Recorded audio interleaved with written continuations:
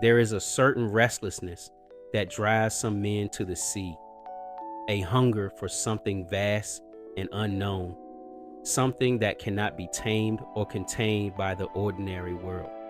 And so begins our story with a man named Ishmael, who boards a whaling ship called the Pequod in the port of Nantucket, seeking adventure, escape, perhaps meaning itself. But what Ishmael finds is far more than he bargained for. The Pequod is not an ordinary vessel.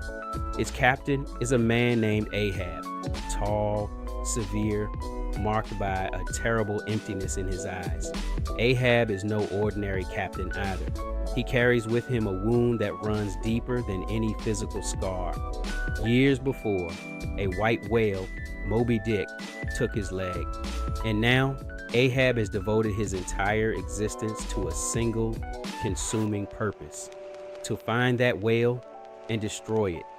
Ishmael does not yet understand the true nature of the man who commands this ship, nor does he grasp the darkness that will consume everyone aboard. From the moment the Pequod leaves port, we learn that Ahab's obsession with Moby-Dick is absolute and terrifying. The white whale is no ordinary creature to him. It has become a symbol, a physical embodiment of everything that defies his will, everything that cannot be conquered. Ahab speaks of the whale as if it carries malice, as if the creature hunts him as deliberately as he hunts it. To Ahab, the whale is evil incarnate, deserving of destruction. He rallies the crew around this purpose, calling them to arms as if they were soldiers in a righteous war. Some crew members, particularly the first mate Starbuck, sense the danger in Ahab's fixation. Starbuck is a man of reason and faith. He believes in the practical purpose of whaling, in hunting whales for profit and survival. But Ahab's quest is not practical. It is personal. It is vengeance. And as captain, his will is law. Starbuck cannot openly defy him, though he recognizes that something in Ahab has broken.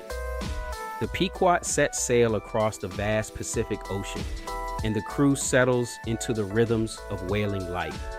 For months, they hunt smaller whales, pursuing the great creatures with harpoons and skill.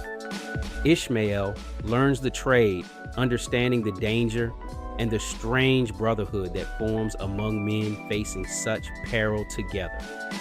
He meets Queequeg, a Polynesian harpooner who becomes his closest friend. Queequeg is strong, skilled, and possesses a quiet dignity that transcends the racial prejudices of the era. Through Queequeg, Ishmael discovers genuine human connection, a counterpoint to the growing darkness that surrounds Ahab. But these regular hunts are merely distractions for Ahab. He drives the ship ever onward, following rumors and legends, seeking any sign of the white whale. The crew grows uneasy. They signed aboard for profit, for the experience of hunting. They did not sign aboard for this eternal, obsessive quest. Ahab becomes increasingly volatile, pacing the deck at night, speaking to himself, his ivory leg a replacement for the one Moby-Dick took, clicking against the wood. Then, gradually, sightings begin. The white whale is spotted, massive, ancient, and seemingly impossible to kill. Each encounter fuels Ahab's rage and determination. He becomes convinced that the whale is specifically taunting him, testing him, leading him on a chase across the world's oceans. The crew witnesses their captain's descent, and some begin to fear that they have pledged themselves to a madman.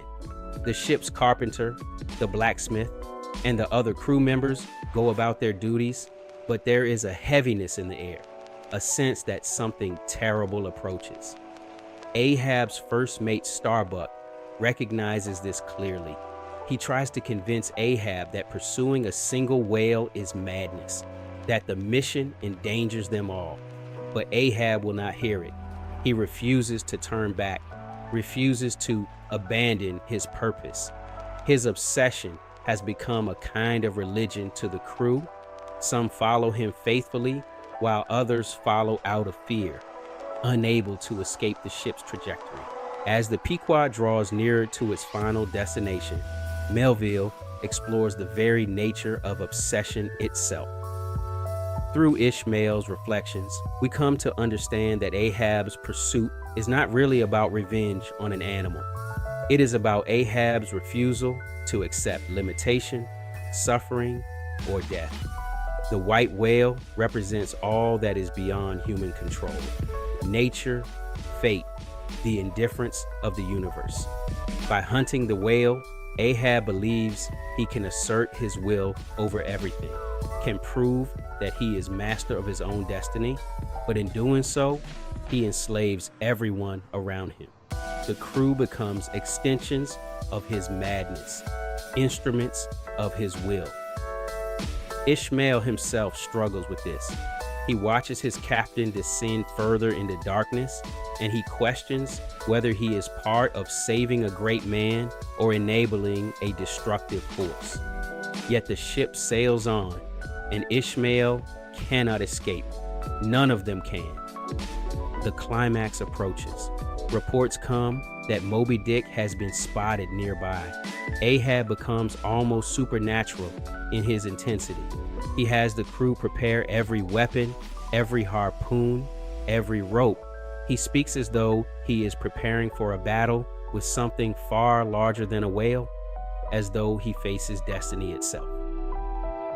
The white whale in these final chapters becomes increasingly more than just an animal.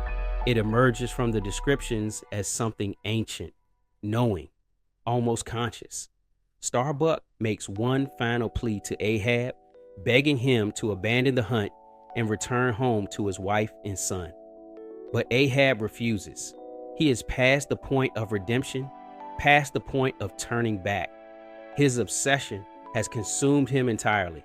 He tells Starbuck that he will chase the whale around Cape Horn, around the Cape of Good Hope, around the world itself, through any torment and suffering until he has his revenge. There is no escape from his determination, no mercy in his purpose. And then, at last, Moby-Dick appears. The white whale surfaces before the Pequod in all its terrible majesty.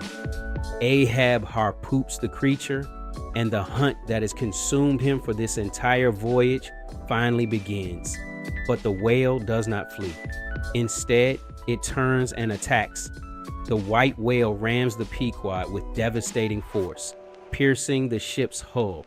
Water floods in. Chaos erupts across the deck. Men scramble to escape as the ship begins to sink.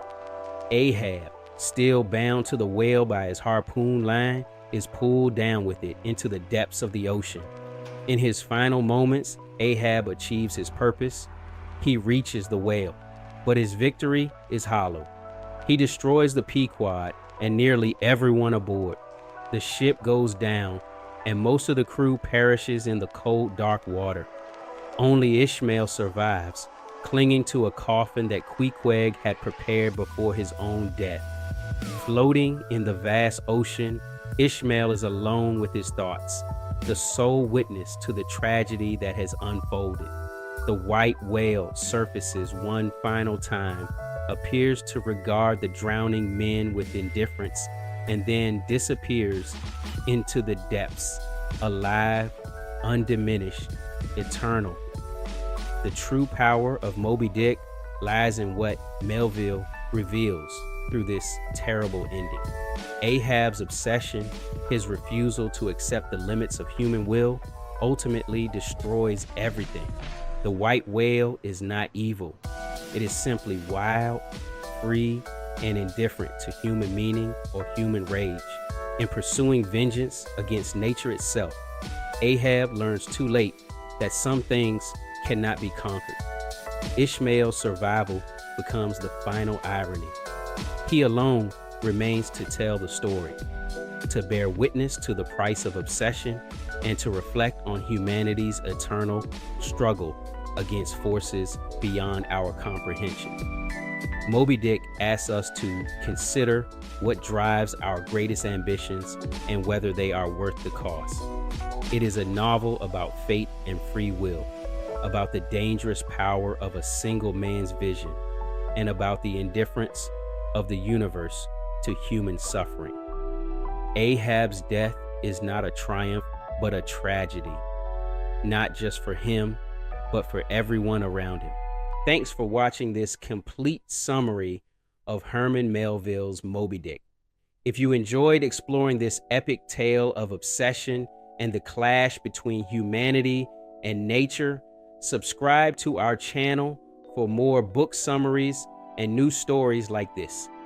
We bring the world's greatest narratives to life, and there's always something incredible waiting for you next.